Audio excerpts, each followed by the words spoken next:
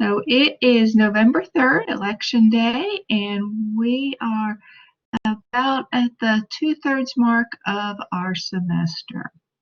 So what we're tackling today is I'm going to look over our upcoming assignments, and then we're going to check in about our Lost Boys assignment, which is actually credited as a project in this class, and talk about diversity and acceptance in relation to that. So let's look first at our upcoming assignments and check in with any questions with that. So I'm going to switch screens here.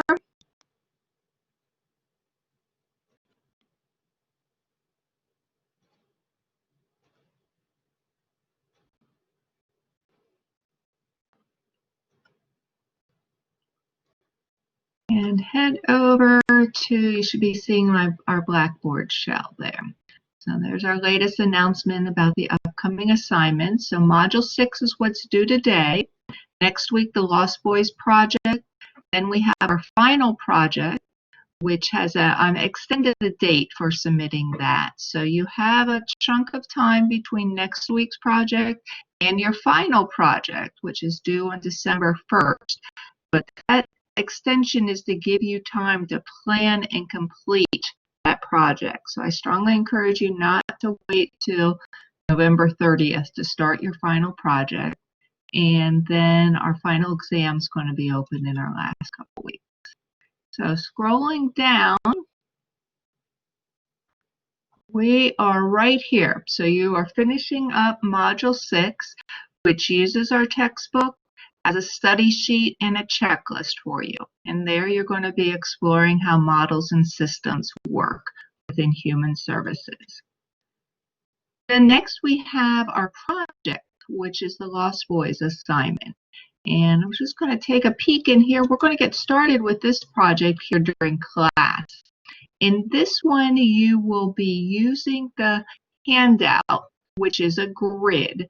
I encourage you to complete this while watching the video. So it may be something that if you have access to print out, or you can look at it beforehand and make some notes, and then when you finish, go in and process those into the document.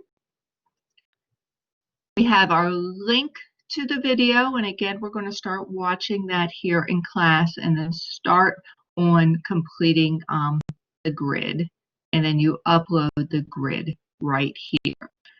Key thing about this one, it is weighted as a project grade, so that's going to be a good opportunity to increase your overall score for a class if you've fallen behind on any of our projects.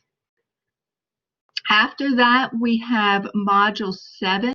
I don't think I had that on our list of upcoming assignments, but Module 7 is due on the 17th.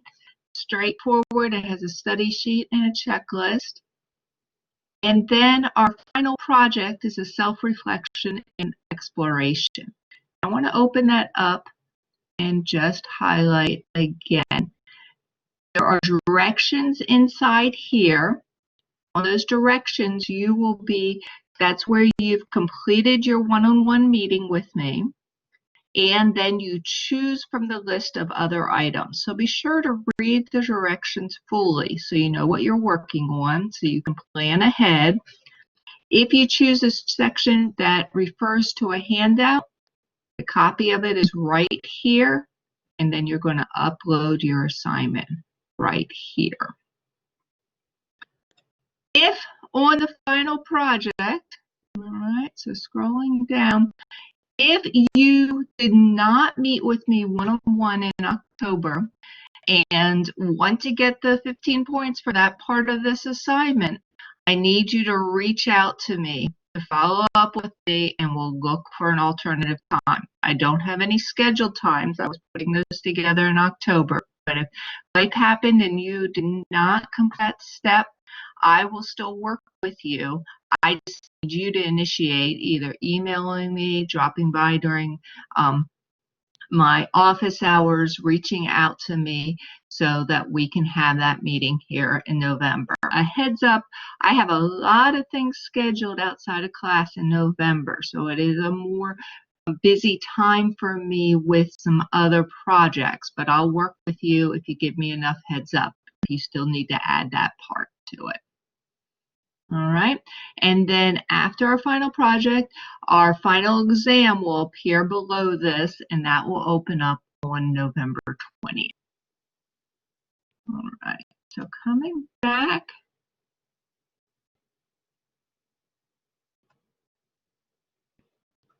I think we had a question pop up about grading for the final draft of the APA papers. I am still working on those. So those came in last week, and I am targeting to get finished up here in the next couple days. So I'll post another announcement when you're able to see those grades added to your grade column. Other questions about anything we're working on, things that are coming up?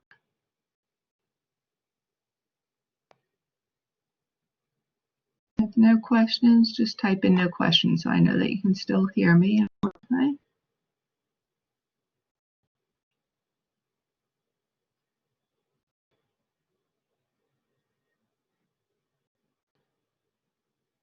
Let me edit here.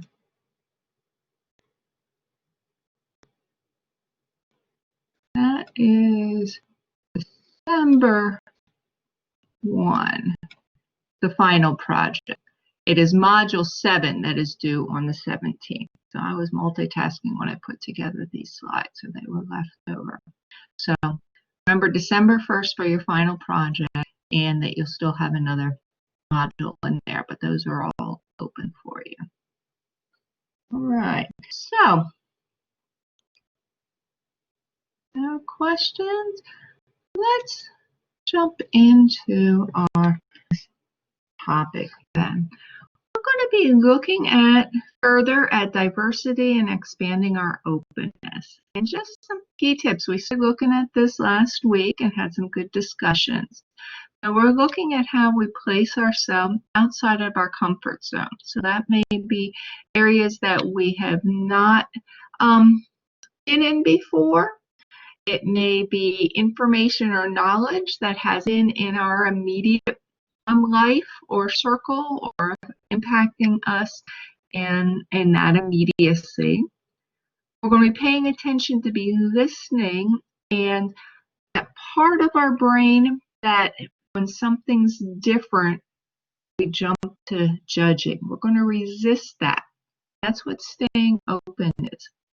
And being able to underscore that our experience is not necessarily going to be everyone's experience in the world. So as a human services professional, we're going to be looking at how we can be helpers for people that are different than us. Often we come to human services programs or as a student because we're drawn to helping. We've been that person in our friend circles or our family circles that people count on. When we shift to becoming professional with it, we go beyond our familiar. And we want to take that same energy that we use with helping people that are familiar to us and being useful and helpful to those who are not like us. And this is where we have to stay open, trust ourselves, resist the judging. Our experience is okay, but it can be different than someone else's experience, and that also can be okay. So that's what we started exploring last week, and you'll continue to explore that in this class and beyond this class. Today, we're going to be opening up on that assignment as the Lost Boys. I know in our syllabus, I had flagged to work on this one next week. I shifted that, so we're going to be tackling some of it this week, so we can have a guest speaker join us next week. Baba Mitchell is going to be joining our class next week and is going to be sharing with you all and answering your questions about the fieldwork part of our program and what the opportunities are within that and the steps and when you'll time to get involved with that. So That's next week, so that opened up for us to talk about this topic here today. Some of the terms that I want to look at here are refugee, resettlement, immigrant, and asylum. Now let me try it with a poll first. Okay. Let me pull up a poll, so just hang with me a moment.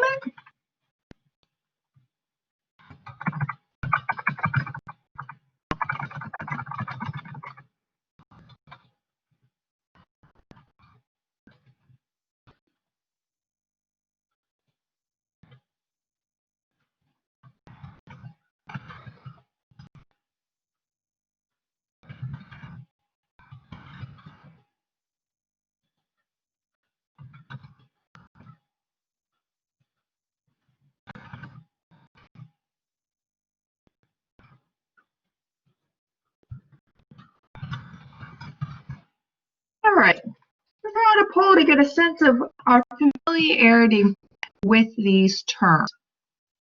So have a poll there, get your answers flowing in to let me know where you are with refugee, resettlement, immigrant, or asylum.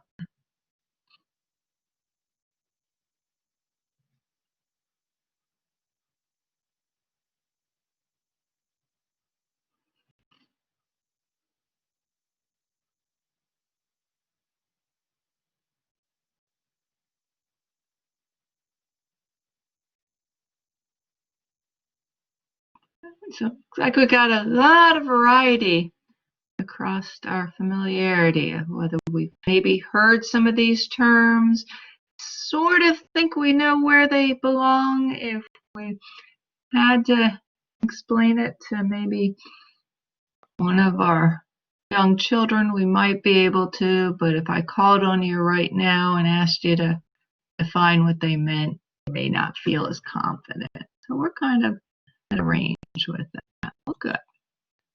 That means we're at a good starting spot. So the term refugee is one that is used when a person is moving for safety. So this is especially that they will be leaving their country where they are, their home country, to a foreign one.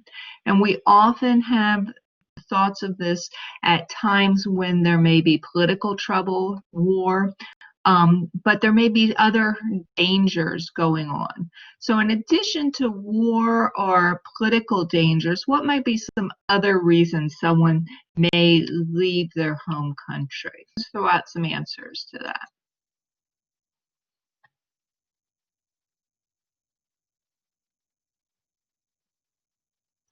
Okay. Throw those in our chat box or open up your mic. What other reasons have you heard that someone may become a refugee, meaning they have had to leave their home country to another one for reasons of safety? Okay, so looking for a better life. All right. What might be some reasons that things are not okay at the home country that they may be leaving? Okay, so there might be religious persecution, so they are not able to safely practice their faith and beliefs. We historically had people that was a reason for the start of our country, or many other reasons.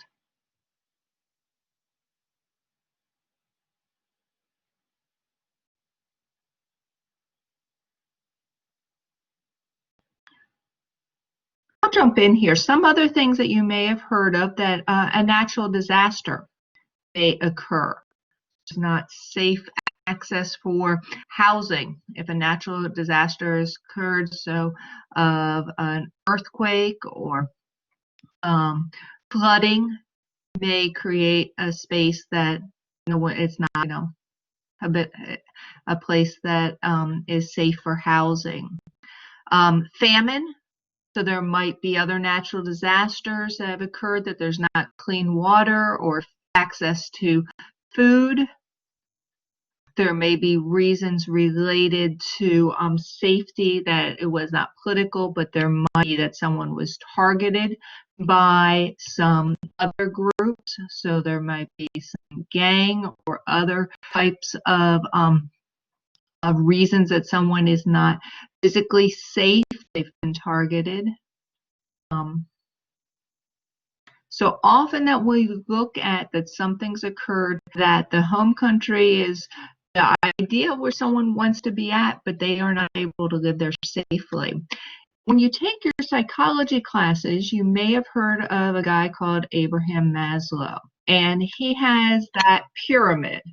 And at the top of the pyramid, there's certain human needs, but at the bottom is where the basic needs. And that's where we look at the refugees may be exiting basic needs. So basic human needs are access to water, shelter, food, and the ability to access those can come with employment. It can be also that you have a physical safety, so the ability to live absence of violence. All right. Resettlement is when people are being moved to a new location from their home location. So it's people moving, often temporary. So the location where they were no longer safe. So let's say that famine or earthquake came in, or hurricane came through. These people no longer have safety in that zone, and they're temporarily setting up shelter in a resettlement. We may talk about resettlement.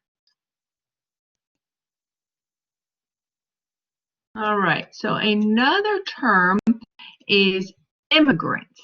And this is a political term that has a definition that has internationally been identified. So the UN, 1951, and then affirmed it again in 1967.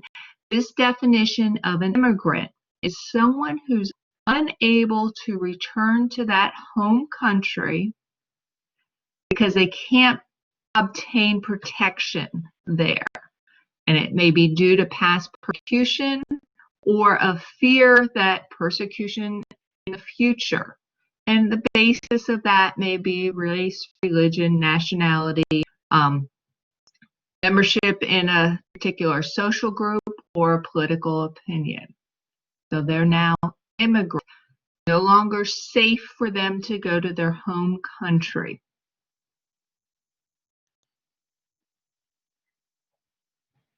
Our country, the U.S., has also developed immigration laws. So in 1980, our laws incorporated that definition and established paths for people to be able to come to the States. So incorporated that into our immigration law. We had the Refugee Act that established two paths to obtain refugee status. Either you could from abroad, or you could resettle in the States, and then in the States you're seeking asylum. Asylum is the protection that's granted to someone from a different country, so from a foreign country, and they're already, so from the perspective of the United States, asylum is the protection granted to foreign nationals already in the States or at the border who meet that definition of refugee. So we talk about people waiting for asylum status. They're waiting for their case to be reviewed to determine do they meet that criteria. Are they at risk of safety in their home country? And if so, then will this new country or the United States grant that to them? Countries across the world also have definitions and processes for asylum, the States being one of those. So when someone receives asylum, or we can have the word asylee, a person is granted asylum status. They're protected then from returning to their home country. They also have other than protections in the States. So they're authorized to work. They can have Social Security card. They can request permission to come and exit the country. They can have family members come to the state. So it allows them to then establish and have those ongoing benefits, such as medical assistance.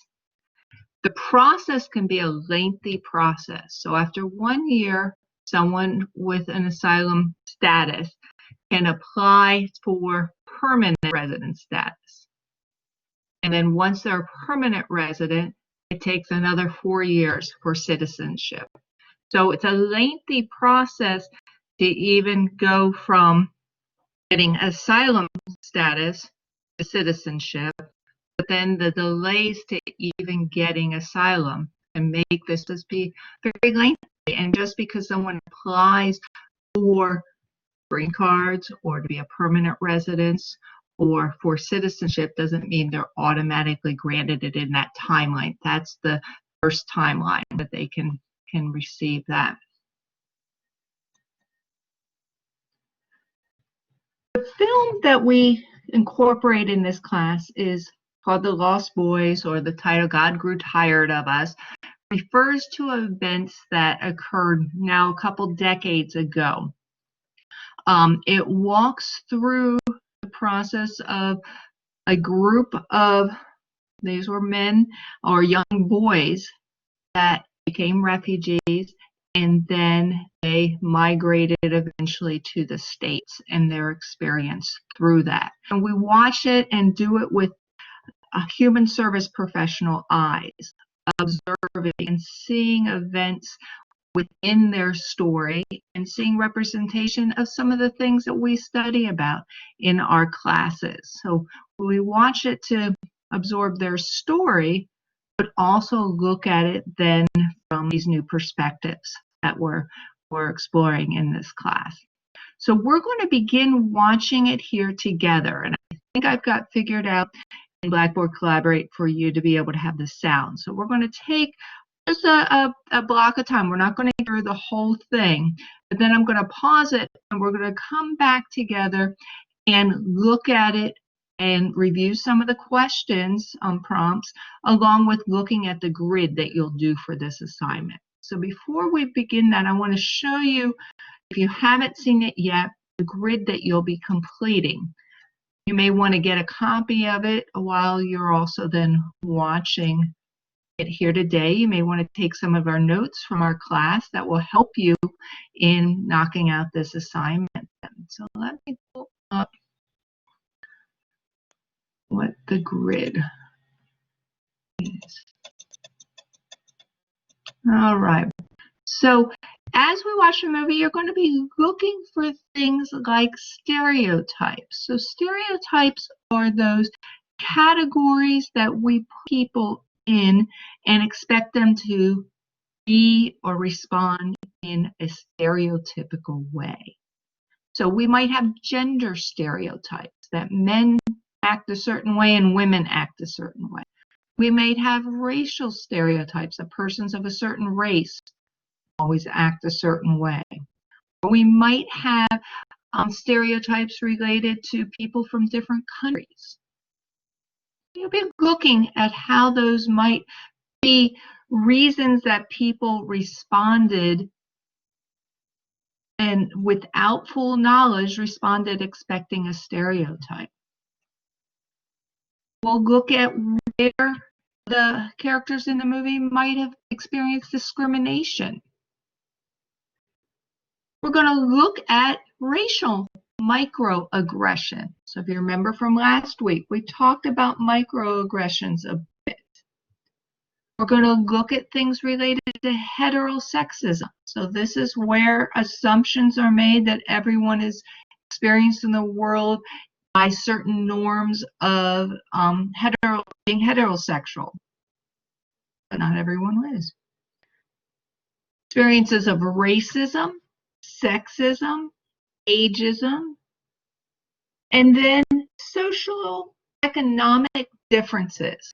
So being of a different class or experience from that economic class.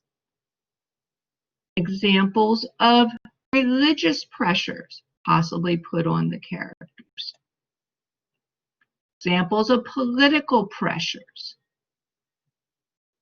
Examples where the helper assumed that the lost boys had the same view of the world as they did.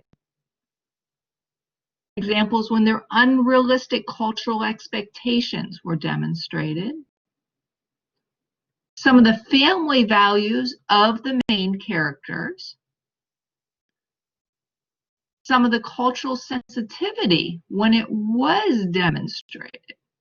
All right? So those are the areas that you're going to be completing your grid.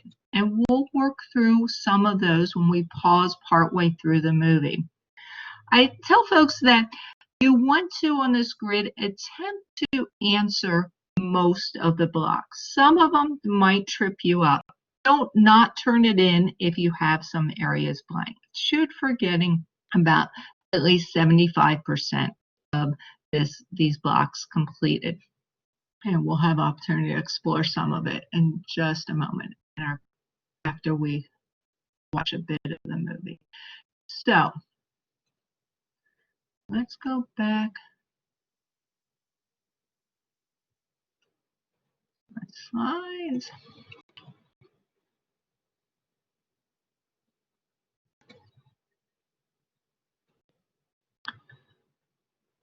So the story that is depicted in the movie was that there was over 25,000 young men that came from the Dinka tribe who ran from their home country from a civil war. And these men trekked across the African desert in search of safety. They eventually, the process brought them to the United States. So they went to resettlement camps and then were able to have opportunity to come to the States, and we'll follow that. The term that was used with them is the Lost Boys, and this comes from the Barry novel. Many of you may know that novel as Peter Pan, or you might have heard of Pan and the Lost Boys, so that's over a 100-year-old novel that they just coined the term. But they've also been known as the Lost Boys of Sudan. So the time period was from their Sudanese Civil War in 1987 to 2005, and there were about 2 million killed or affected by that war. To know the geography, Sudan is up in this part of Africa. And Sudan, it's hard to look at the size country, but that would take the area about a lot of the eastern part of the states.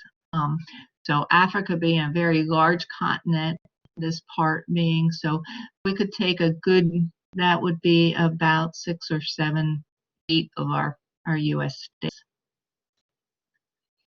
As you're watching, I want you to think about some of these questions. These will come back, and I'm going to be looking for you to answer with me again, just going to watch part of the film to get started. We'll come back and discuss our answers to these, and then we'll look at the grid and get you started.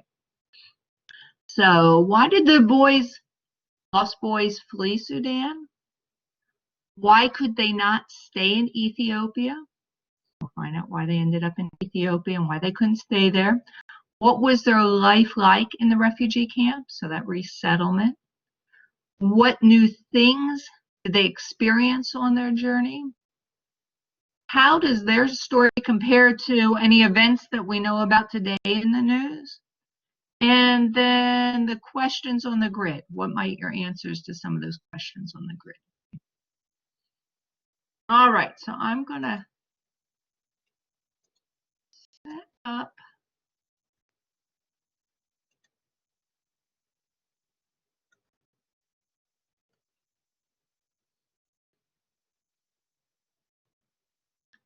And definitely let me know if you cannot hear, but I think I've got it fixed that you're going to be able to hear. You're going to have the active link here, and we're going to work through about 25-30 minutes of the film. I think that'll take us to a good stopping spot, and we'll come back with our discussion.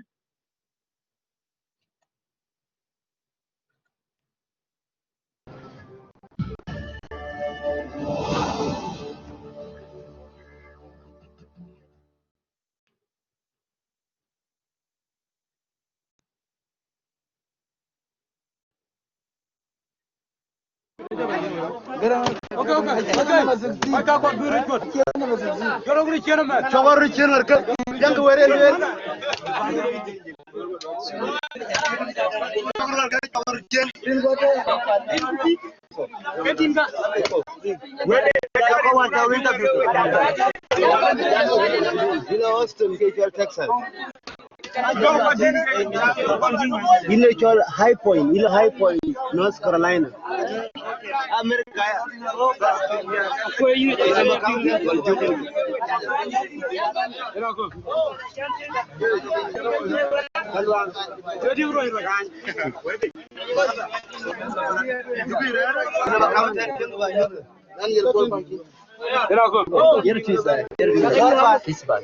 Pittsburgh, Pennsylvania.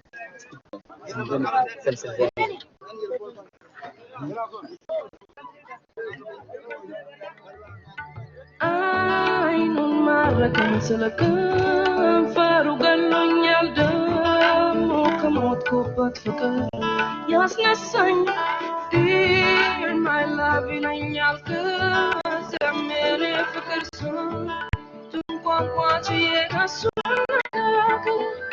pura maile pura maile pura maile pura maile Now to get up a Ebola. Pura Mile, Pura Mile,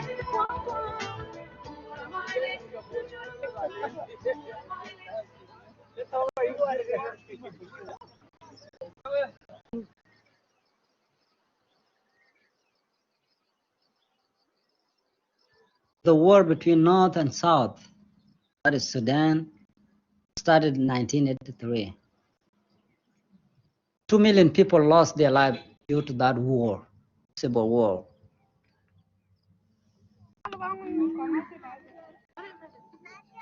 I left when I was 6.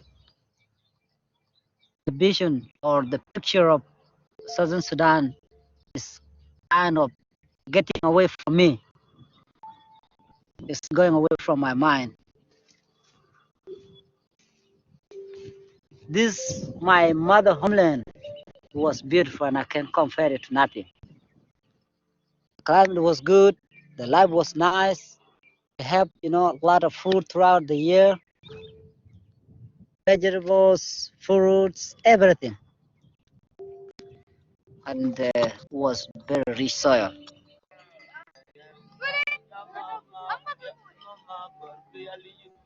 My father was a farmer, cattle keeper, and I used to tend my cattle with my friends. In the afternoon, we take them to the river bank so they can drink water.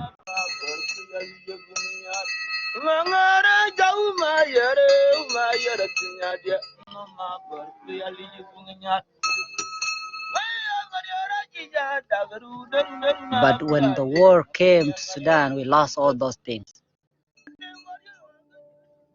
So then we ran away.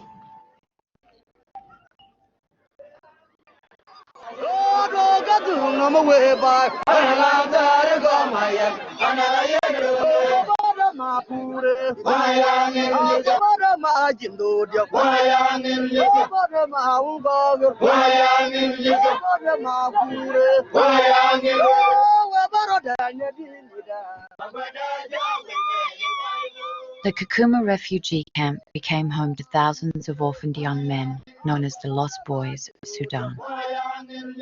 They arrived here after walking 1,000.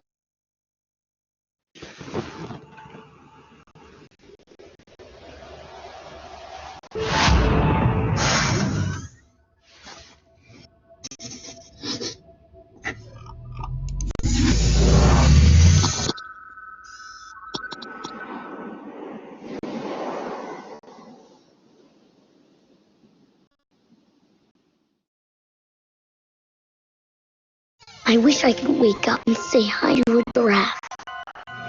Ride a train in the sky. And visit faraway galaxies. Stay in the magic at a Disney Resort Hotel. So close to the parks, you can make all your Disney wishes come true. And now, you can save up to 35% on rooms at select Disney Resort hotels. Imagine the magic of staying here. 1,000 miles through the wilderness of Africa to escape their country's bloody civil war. The Lost Boys had little idea they would spend nearly a decade trapped on the border of their beloved country. I'm proud to be a Sudanese. It is in my mind that you should be proud of who you are. So I should be proud of being born in Sudan. But I cannot go to Sudan if the war is still. That's the first thing. If the war is still, I cannot go to Sudan. When I left Sudan, it was a time when war broke out in our village. People come at night with guns. They are not Muslim, they can kill you. If there is peace in Sudan, I will come. But if no peace, I will not come to Sudan. I will not come to Sudan because people are being shot. Why they shoot small people like us? I don't know. Kill our parents. That true. When we were running, we were in cattle camp. They came and shoot my father. Even if I go now to Sudan, they can kill me again. My mother now, I don't know where she is. They're kid. Maybe they have died. Imagine.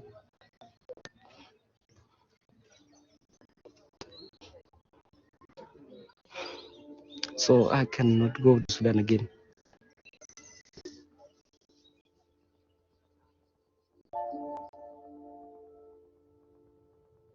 In the 1950s, as the British abandoned colonization of northern Africa, they hastily combined two separate territories into one Sudan. Religion and oil ignited a civil war, pitting the Arab north against the black Christian and animist south. The first thing was that people were being shot. Many people have been killed. Women who were running with her were being raped. Boys like us has been enslaved. Others were brutally killed. In the year 1987, the government announced to kill all male child in the South, regardless of the age. If you are found you're a boy, they can just take you, maybe 12 years or 16 years, they can just catch you, They can even shoot you. Or they can even take a needle, needle. Come and make your teeth, They just make a hole in your teeth. They want to make you sterilite. You grow up. When our village was attacked by a Muslim government troop at night, I took my own way. My mom, my dad, they took their own way. I was in a dilemma. Have they died? Are they still alive? All the small-born children were putting in the house in my place. And they locked the house and they burned the house. All children burned in the house. So we were told by the elder that all children were burned in the house. All men who were living there are dead, except people who ran to the bush. So we can't go back to the village.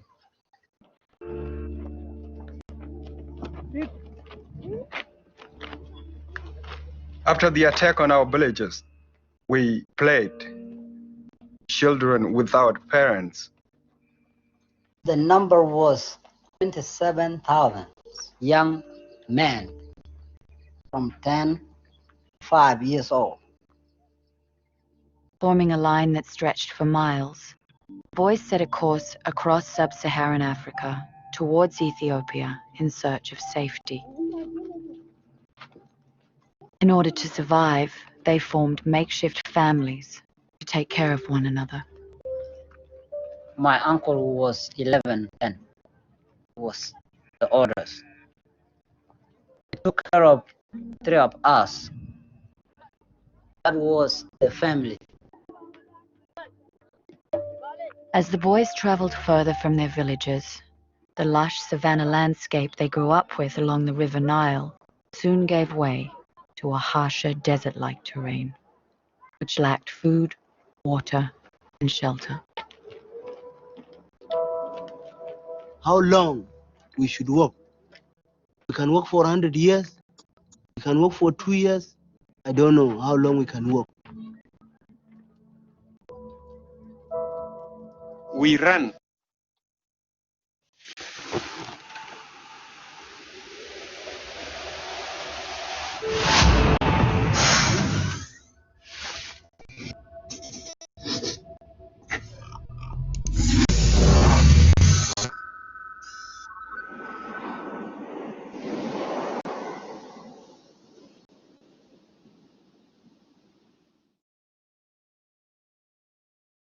I wish I could wake up and say hi to a giraffe.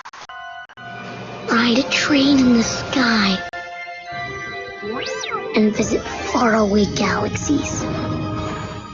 Stay in the magic at a Disney Resort Hotel.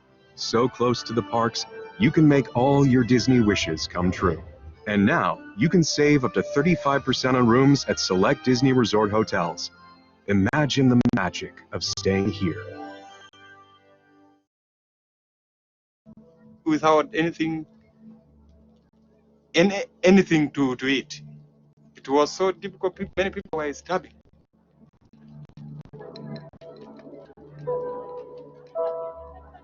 We didn't have water to drink. So what happened is, we're eating the mud. Or somebody have to urinate so that you drink the urine.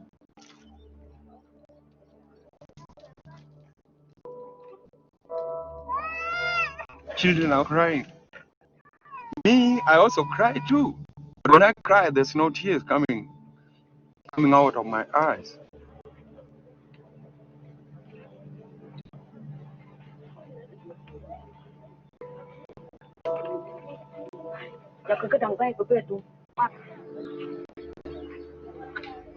The boys had finally reached the border into Ethiopia, barely resembling their former selves. They had passed through a world without food or water. They had survived attacks by lions and hyenas. And they had survived the bombing raids of the Northern Arab government, who wanted to see them finished off.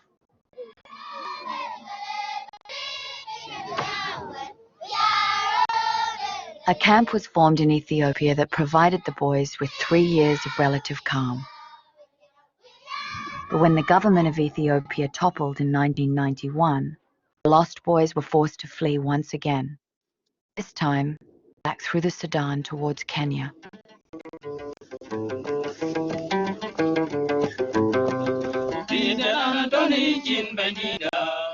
In the summer of 1992, international aid organizations learned about a large group of boys traveling through the desert. They set up a relief operation on the border of Sudan and waited. Then, on the horizon, from out of the wilderness, thousands of boys appeared, seemingly out of nowhere. By the time the lost boys crossed the border into Kenya, the numbers had been reduced to 12,000. Having trekked over 1,000 miles on foot, the boys' enduring 5-year exodus out of Sudan was over. But a new chapter of survival was just beginning.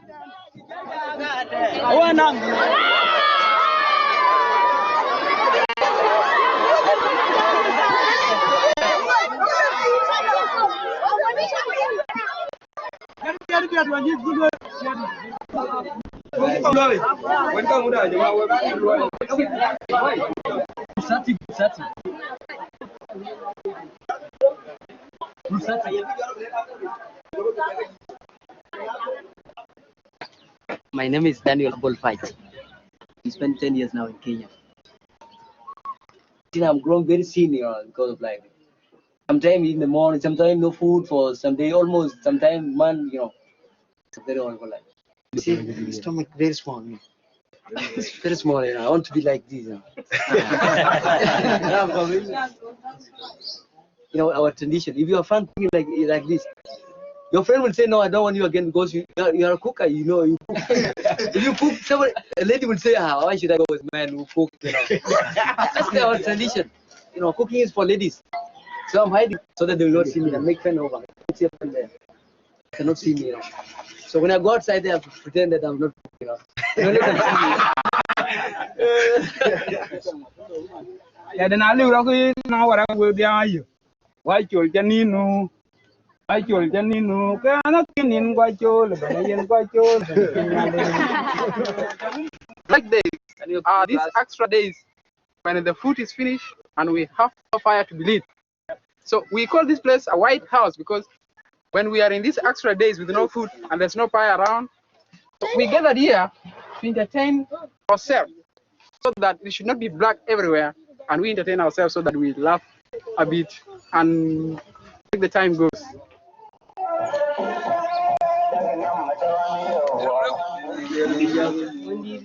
Kakuma refugee camp offered the boys some security, survival food rations, and donated clothing. The United Nations provided them a basic education where they learned math, science, and English. Lizards, crocodiles, and parrots. Yes. But once the boys finished the school program, there was little left for them to do with their days in the camp, except wait and hope for a better future. I wish I could wake up and say hi to a giraffe. Ride a train in the sky. And visit faraway galaxies. Stay in the Magic at a Disney Resort Hotel. So close to the parks, you can make all your Disney wishes come true. And now, you can save up to 35% on rooms at select Disney Resort hotels. Imagine the magic of staying here.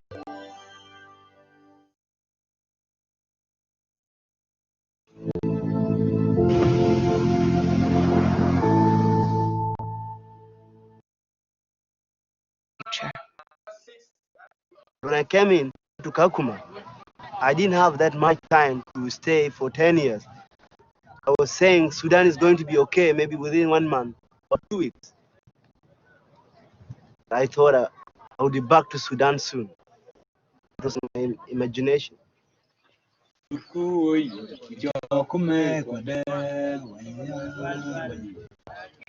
We're like prisoners because in 1992, almost 10 years in one place. It's very bad. I myself, I don't know where I am and where I am supposed to be in future. We have no parent. We have no anybody who is going to take care of us. I can sometimes go crazy. I can sometimes think of killing myself. Life in Kakuma here is just that you are waiting for your grave.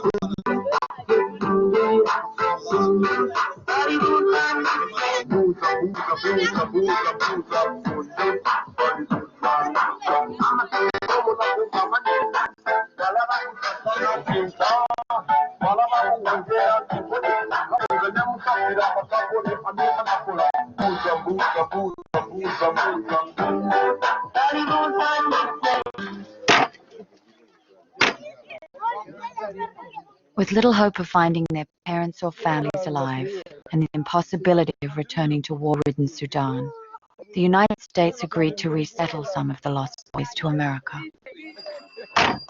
Which city are you going to live in? I'm going to live in Philadelphia. Is it Philadelphia or Pittsburgh? Yeah. Or, I don't know. The Pennsylvania is a country. So which means the capital city of it is Philadelphia. Philadelphia and there's Pittsburgh. Pittsburgh. Pittsburgh. Yeah, Pittsburgh. I'm going to live in Pittsburgh. I've seen that movie is that I'm going to New York, and I heard that New York is cool anyway. Do people go to the river with containers, draw water for themselves, Or or busing? Won't take busing. There is something called apartment. I've never met, and I've never seen it. Shower. How does it look like? Shower. I've never used electricity, so I imagine it is really very hard for me to do that. In the United States, we had his only one wife. Things are going to affect us. Today, in Kenya, actually. I didn't sleep last night. And even today, I will not meet again with my friends. So it caused certain feeling to me, really. A bit healthy, a bit sad, Daniel will travel with his best friend Panther, who was also chosen to relocate to Pittsburgh. Even though we go to United States now, I will not be compatible when my brother, who escaped from my mother home together with him, that's fine. We came in 1992 in this group. So now I want to hand it over my secretarial duties to one of my colleagues who has now become a new secretary. As I will be leaving on 5th August this year. Daniel says goodbye to the group he lived and struggled with since he was a small child. He sold his remaining corn rations to buy sweets for some of the children in the camp. This gift is being given by our secretary. Because our parliament is still will be remain the way we act already, and it will be still maintained. So I will start to give the prize to the small children right now. You're highly welcome, please.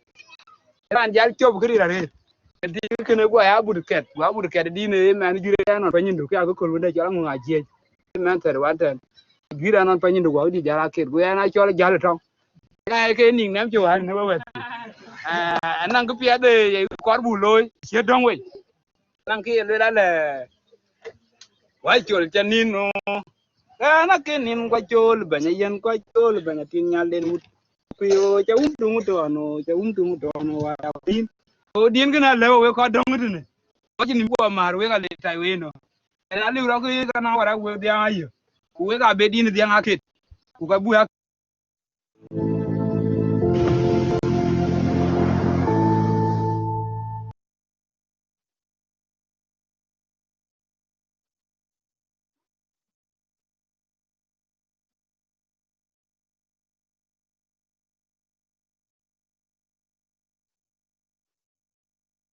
All right. Are you able to hear me now?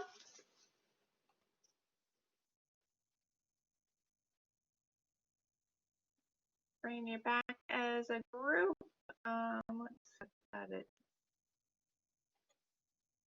All right. So let's do some comments. Let's see what we think about it so far.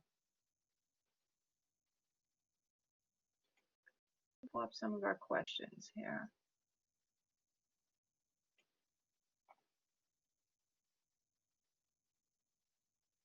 Hang on just a moment. Let me get my slides.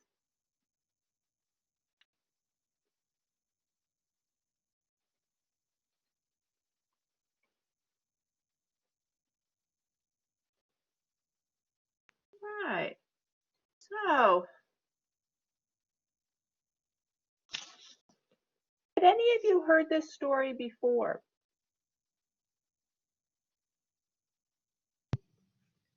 I've never heard this story before. Okay. It's a new one.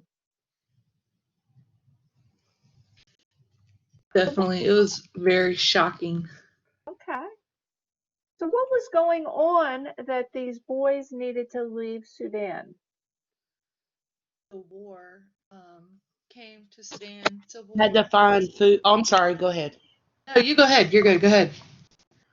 Well, they just because they lost like their parents and everything, so they were motivated to like find safety and food, etc. Okay. Yep. So civil war was going on. A civil war that had a political divide of how And you can kind of peel back the onion. That this was a part of Africa that had been colonized by Britain. And when they moved to stop doing colonization, they merged together two sections, and those two sections were in conflict. And that conflict then eventually became a civil war. And that civil war targeted that these boys were at risk, and their villages were at risk, and that they made an exodus. Did anyone catch the number of how many left Sudan on that initial trek to Ethiopia? I think it was like anywhere from like 20 to 40,000 kids, I thought. Right, I think there was I made a note of the number 27,000. That's what I wrote too. And then why could they not stay in Ethiopia? They made the trek outside of Sudan to Ethiopia. What happened then that they left Ethiopia to Kenya? The government collapsed in Ethiopia, and so they had to leave there So to find safety crisis, again. yep, hit again. So then they left and they went to what was established then as a refugee camp in Kenya. Got word of this. So this was the United Nations set up a refugee camp, and at this point, 12,000 made it. So we began with 27,000, and we were less than half of that made it to the refugee camp. Tessa, you have a hand up? Jump in. Oh God, I didn't mean to do that. I'm Oh, sorry. okay, okay. But I could add too that a lot of people, they fled for safety, and they also didn't want to fight. They could have been put in like army. Another Right. They made the fight. Right. Well, and they were just children at the time of this. If you get the length of time that these are just young men now, at the point we are in the story, but they had spent many years prior in this sort of flux from leaving Sudan. So left then as young boys. Right. And this was the first time, like when I heard about this story, it was the first time that I actually seen the word Exodus used outside of the Bible. Okay. It was neat. All right. So a powerful thing there to see that they were leaving. So we're going to the question about new things that they experience. We're only part way through their journey. What new things have they thus far experienced?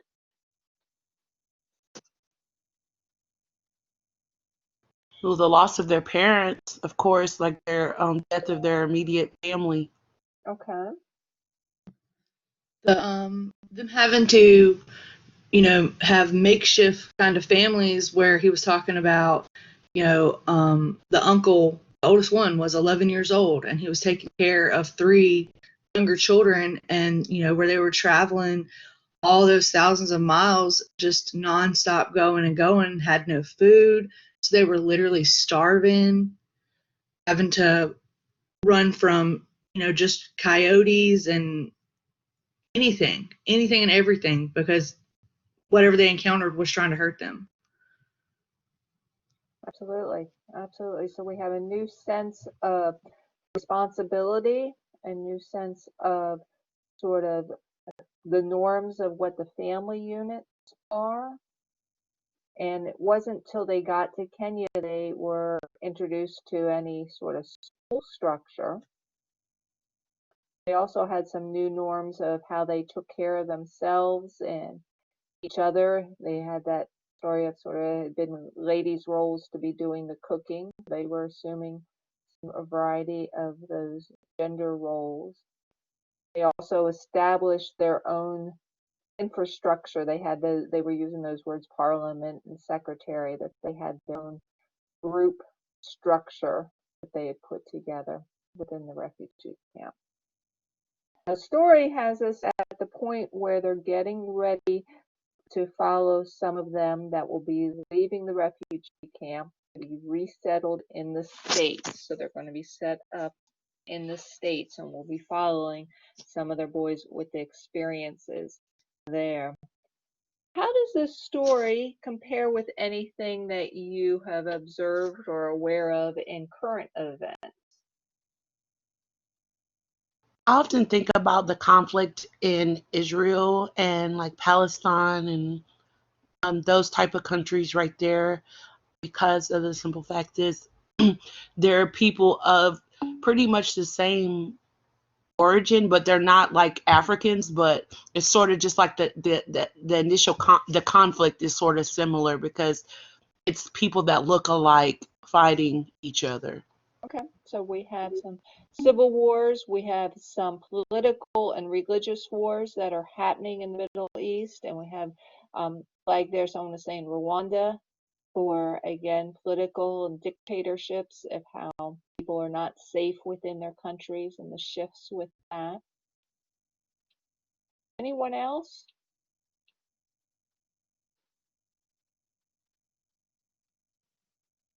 To me,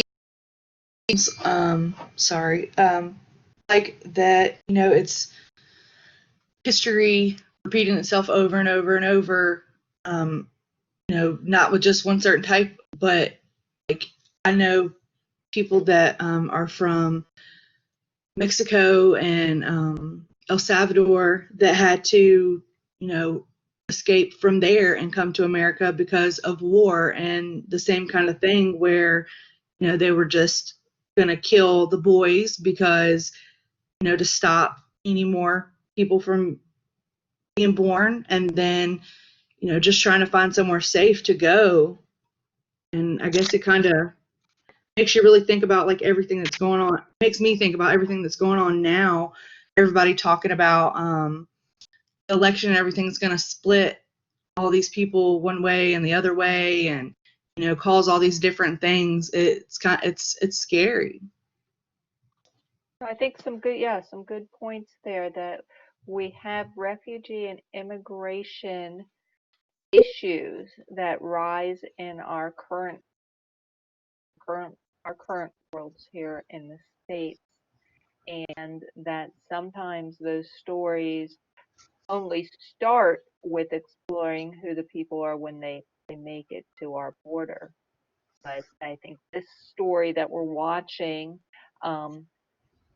gives a history and sort of some visuals of what is real with people who are in that journey, that it is a long journey, in that place that was their former home is not a place that they can return to. And the individual details may be different, but the length of time or the existence of that former home is no longer there. You were going to jump in, Vera? I was.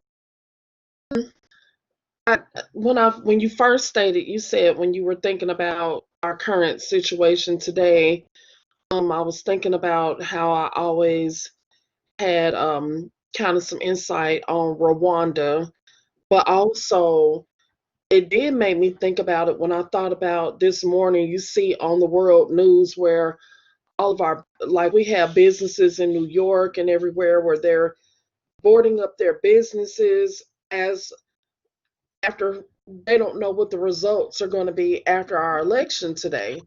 So, what happened if things got so bad? Like, where would we go? Like, what would we do in the event that it became that bad? You got Pennsylvania bringing in the National Guard.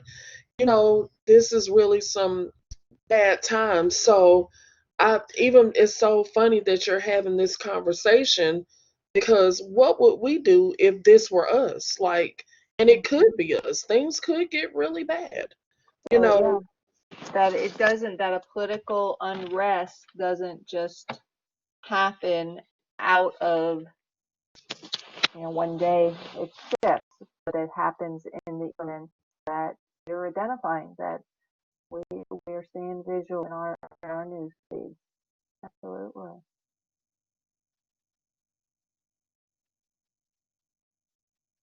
A little bit of scary stuff.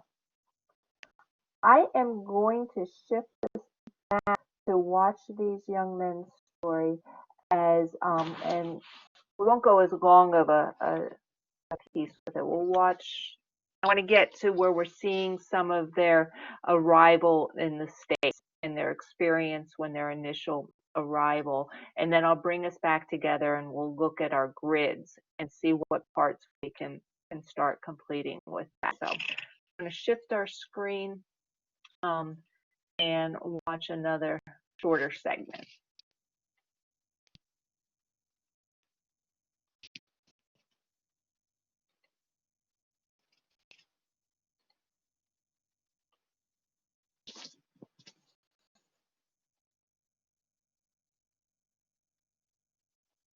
New York, my place. My place is here. This New York.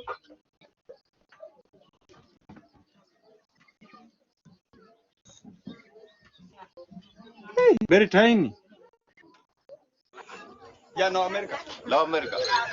Yeah, come with people to America. I will in Koi America. I will lot to we call like that. We call la cheng. Pa Koi America Koi er. Koi le bi wala to yen ke ki jate yen jalan. Oh, you got. So put the kilo out. MB Nigerian.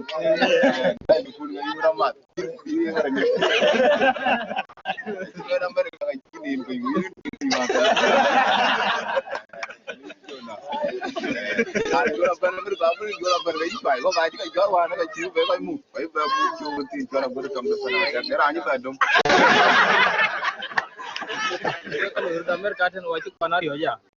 Luen kira lu kanang zeh ke celu reten kan welu dan tui pakanat ke we transfer kan yel kurden lun kana jo.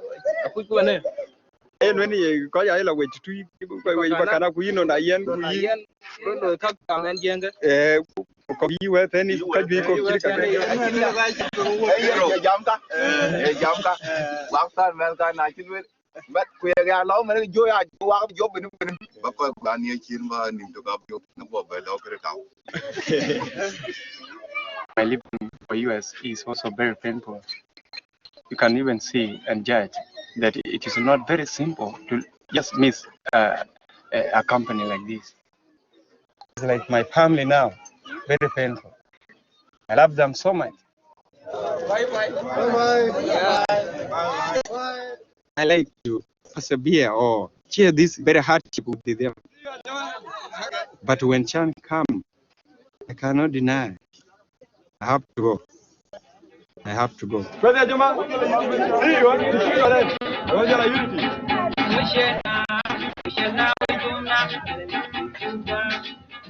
John, Daniel, and Panther will leave behind their fellow Lost Boys for the first time since they left Sudan nearly 15 years earlier.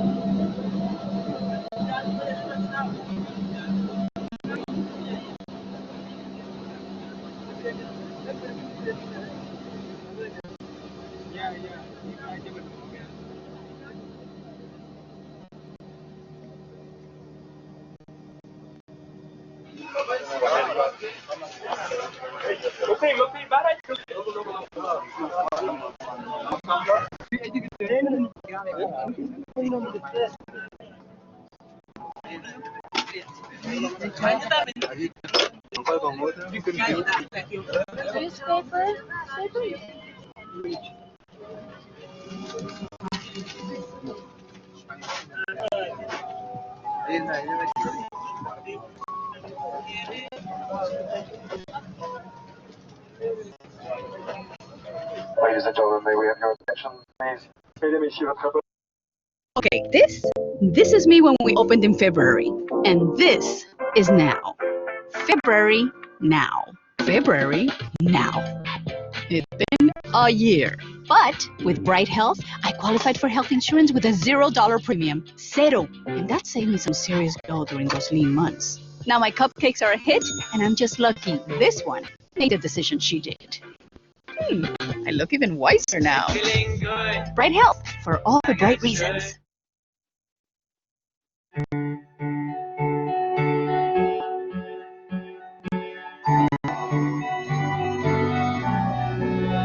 Sometimes the smallest gestures can be the most refreshing. Give extra, get extra. Attention, s'il vous plaît, monsieur et madame Callahan. Monsieur et madame Callahan sont priés de se reconnaître.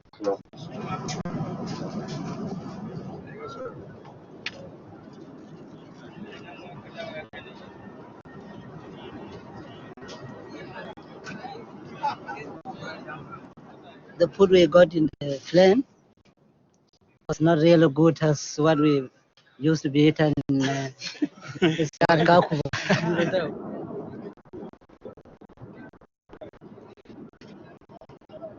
It is like soap, a small one. I don't know if it's soap or it's real. I just see because people say it's food, when I try it, it's like soap actually. And even now I cannot tell. Is that meat? Is that milk? Is that ghee? I cannot tell.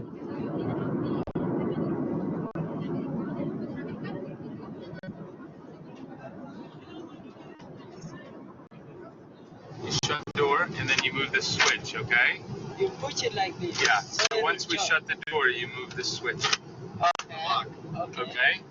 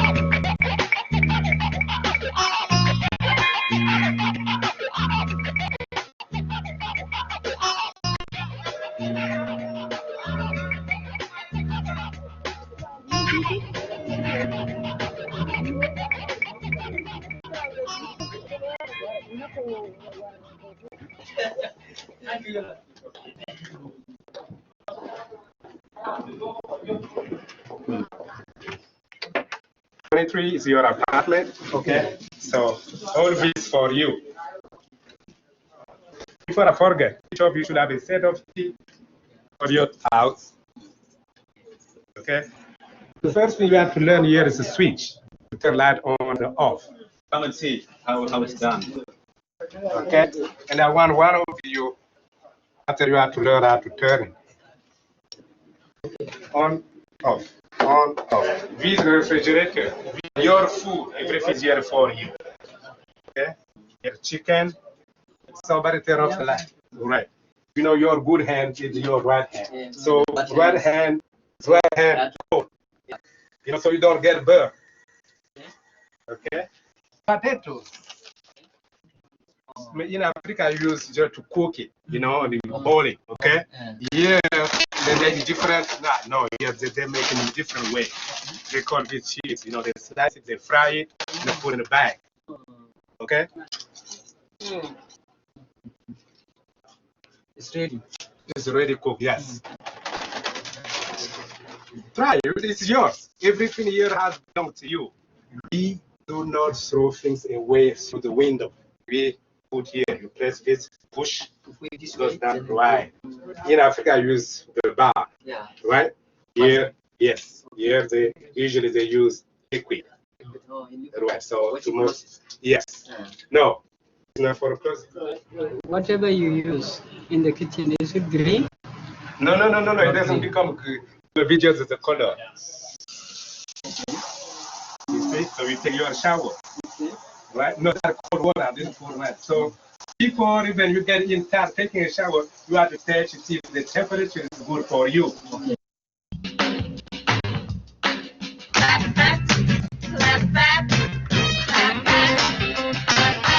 Right hand. Clap, pat, clap your hand, cross it with your left thumb, pat your partner's left palm.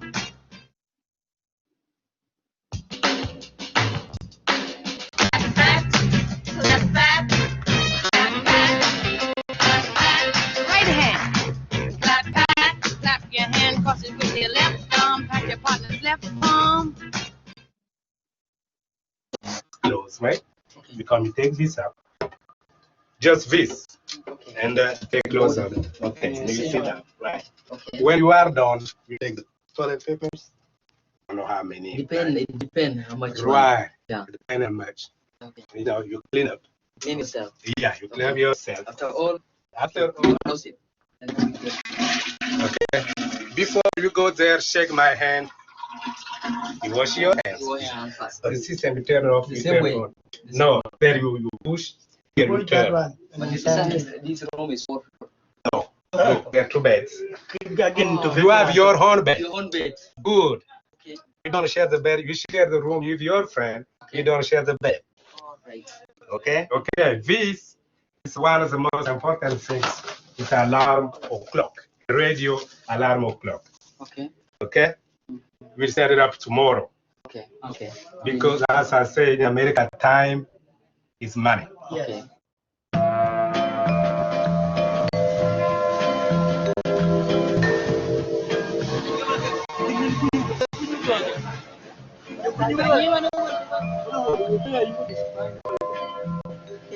Is this Yes, Is it we vegan? do. You peel, slice the skin off, cut them up, and you can use them for salads. Put them on top of without being salad. cooked?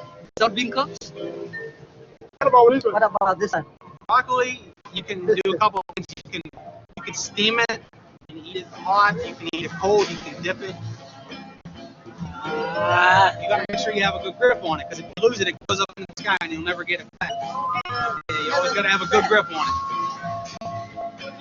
You make these out of mixed corn? We make them all out of scratch. It's a general term. They all have there's different kinds. These are just hoagie buns. You put it on?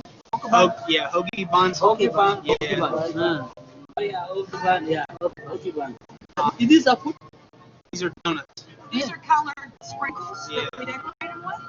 You want to try one? Taste it? Good. Give me blue like this.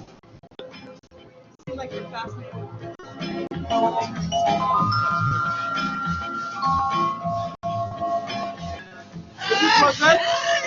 It's also for sale. Yeah, it's for sale. In your yard. It's there in our country. Yes. Really, you are surprising. What about these things? I have food person.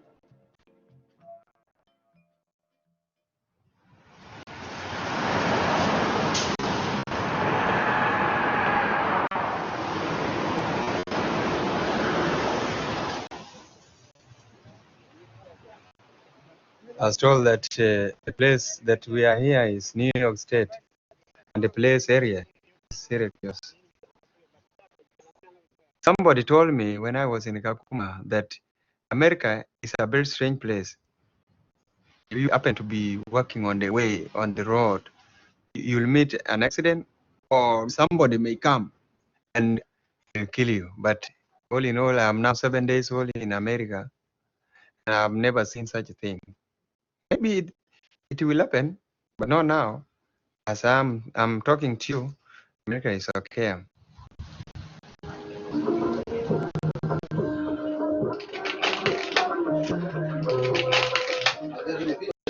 The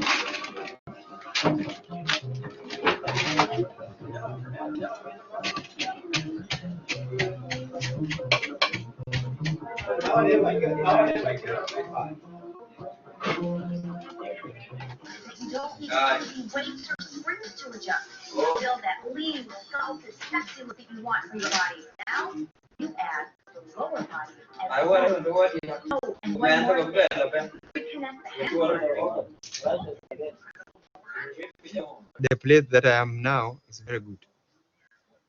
But those whom I left in Kakuma, I left them in a very, very, very, very bad place. So if I get good place, why not them? That's my first question. I don't know what I can tell them other than to say thank you to them. I really love them. I don't know. Those guys. Anyway, I also pray very hard that God keep them.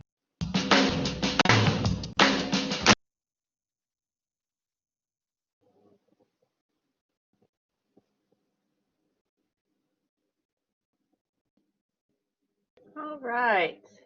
Please hear me? I'm going to bring it back together. Let me pull up project file. We'll use the next question.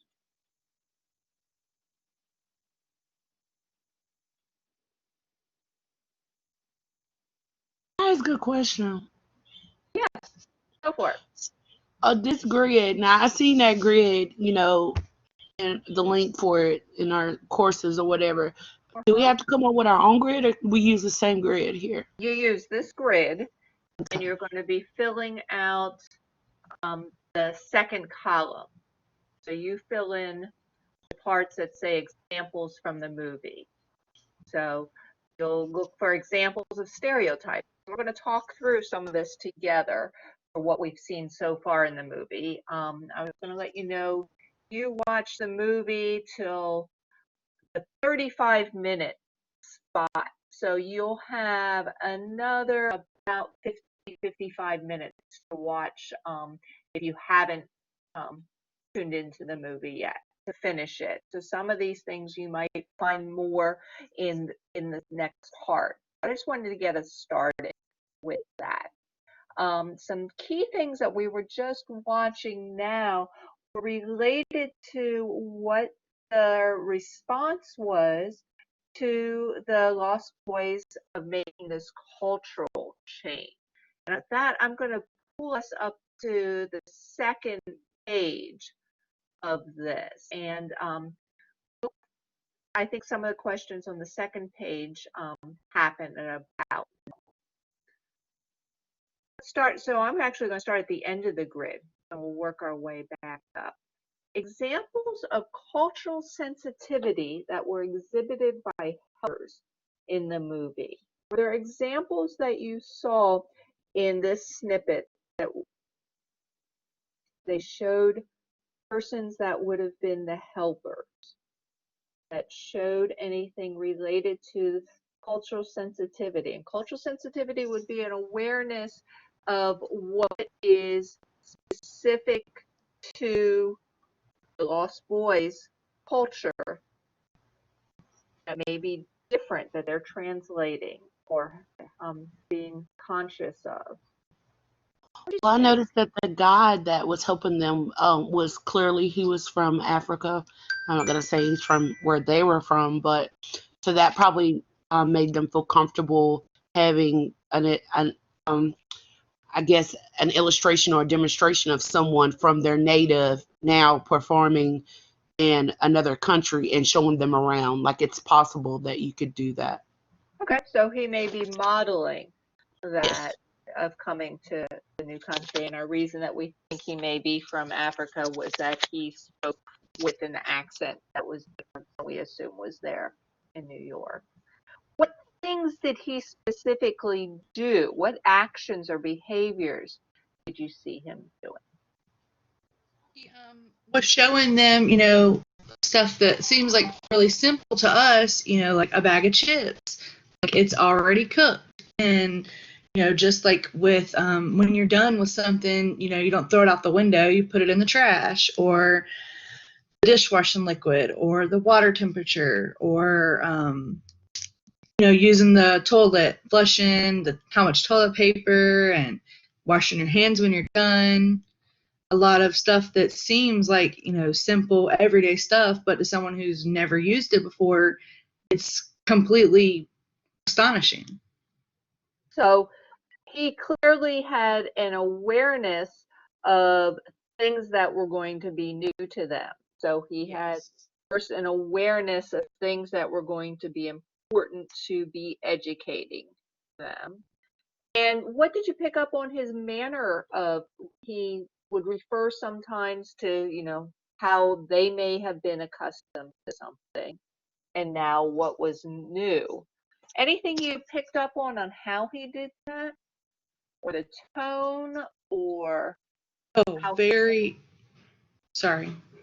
Go ahead. To me, it just seemed like very, like kind of like a friend, would talk to you calmly and expressed, in detail how it's changed, but then how it's similar, just to help them understand and make them feel comfortable at the same time. Okay, I like what you've identified. That was like you were talking as a friend. So as a positive friend, he wasn't judgmental on either approaches. Okay, potatoes. You cook them first. You boil them first. Different here. Potatoes. They fry them up. They put it in a bag. They call them chips. There's not a right or wrong. You may be accustomed to throwing trash out the window. He didn't say that like, well, now you're, stop being lazy or dirty or doing things wrong and throwing out. He just made a reference. So cultural sensitivity, he took judgment out of that. And I think that was important with his examples. Anything you saw that might have been unrealistic of expectations in this part of time when they were moving? Anything that they were exposed to that could have been done better or maybe was not realistic?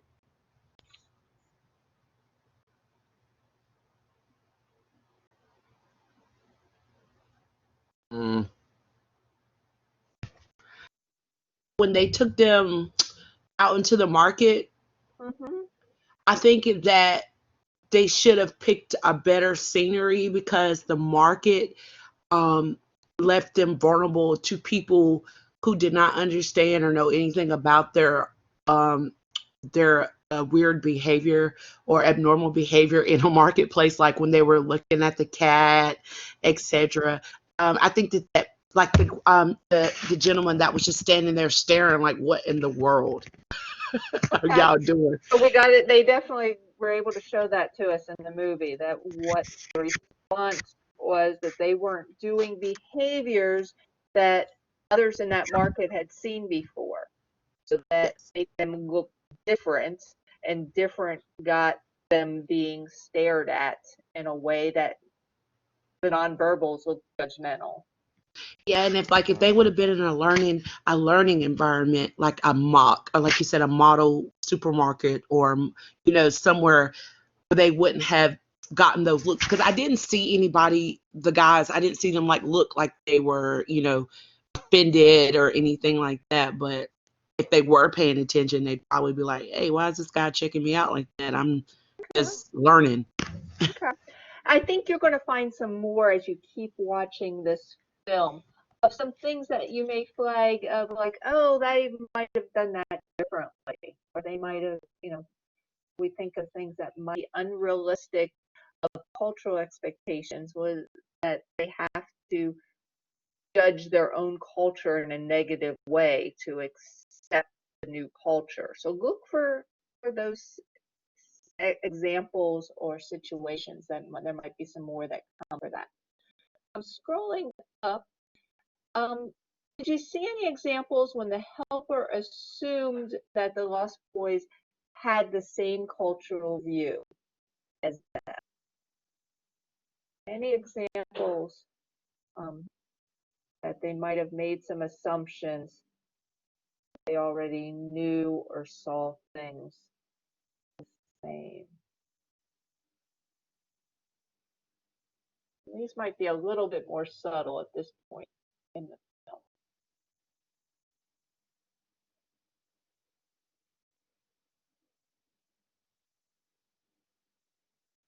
Want to try to take a stab at that one?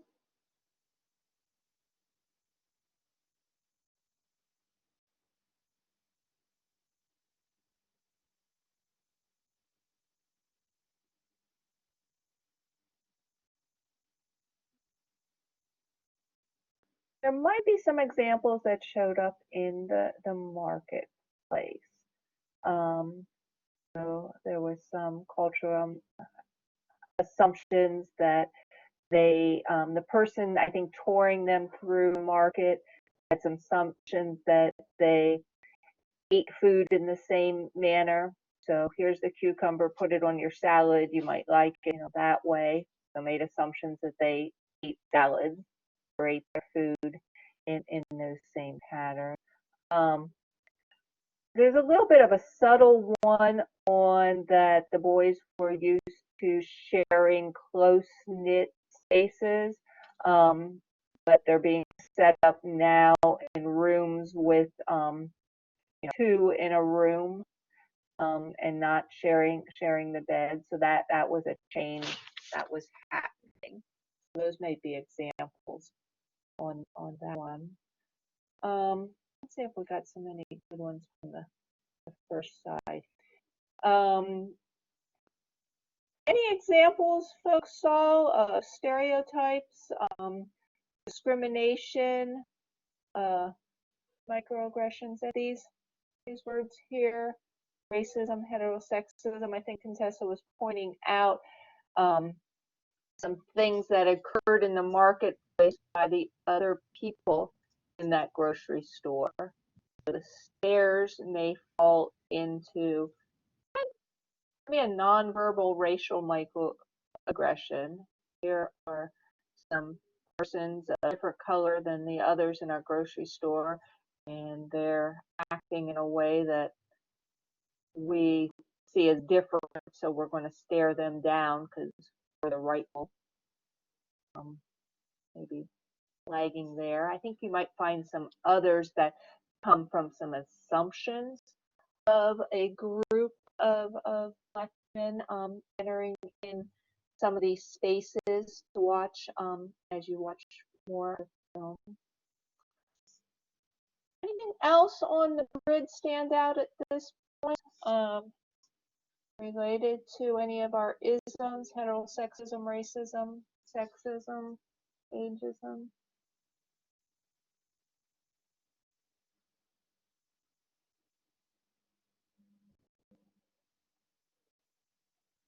I didn't really see a lot, like anything that stuck out to me, but I think that I will later. I think you're right. I think the boys have come from a unique culture that they've been living in a large group of very similar age, similar culture, similar race, similar gender, and in a rural African culture. And they move through the metropolitan areas of Africa and Europe to get to the States, and now are thrown in with a very westernized culture norms. So I think some of these will come forward in sort of their understanding and growing to their new environment. I think some of these others will be coming as you continue on. Anything that showed up about the socioeconomic differences? I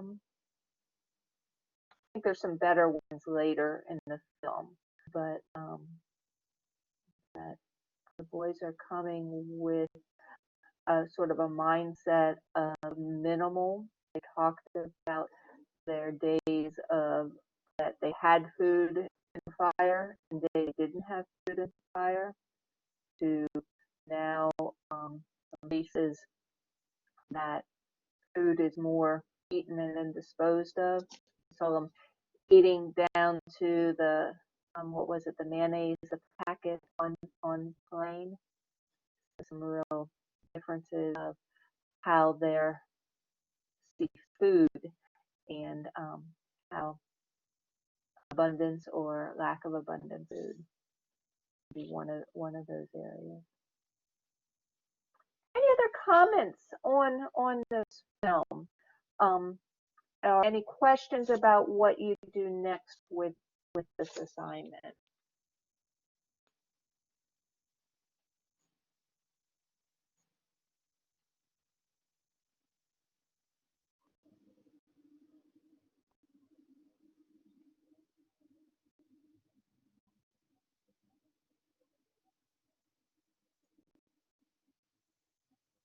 So just to, double check and be sure of everything, the general idea is to do exactly what we just did. Watch the movie and, work on the grid as we're watching the movie and just keep filling out stuff the way that we just were doing.